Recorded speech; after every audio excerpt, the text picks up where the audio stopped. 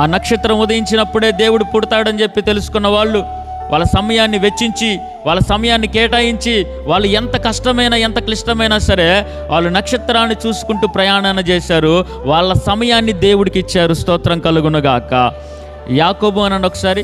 యాకోబు రాహేలు కోసం 7 సంవత్సరాలు కొలువు చేశాడు. అప్పుడు వాళ్ళ నాన్న ఏం చేశాడంటే, పెద్దదానికి పెళ్లి చేయకుండా చిన్నదానికి పెళ్లి చేయడం మా వంశంలో లేదయ్యా, మా కట్టుబాట్లు కాదని చెప్పి లేయానిచ్చి పెళ్లి చేశాడు.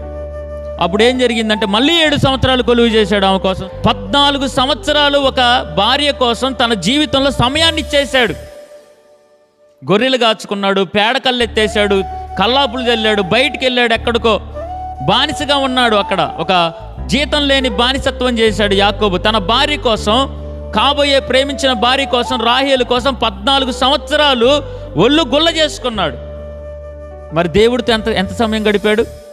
భార్య కోసమేమో 14 సంవత్సరాలు గడిపాడు, దేవుడితో ఒక రాత్రి గడిపాడు. ఎంతసేపు గడిపాడంట? అది సమస్య వస్తే, శ్రమ వస్తే, కష్టం వస్తే దేవుడికి ఏమో ఒక రాత్రిని ఇచ్చాడు, భార్యకి ఏమో ఎన్ని సంవత్సరాలు ఇచ్చాడు? ఈరోజు మనము కూడా మన పిల్లల కోసం నడువులు పోతాయి, మన పిల్లల కోసం, మన కుటుంబం కోసం కాళ్ళు పోగొట్టుకుంటాం.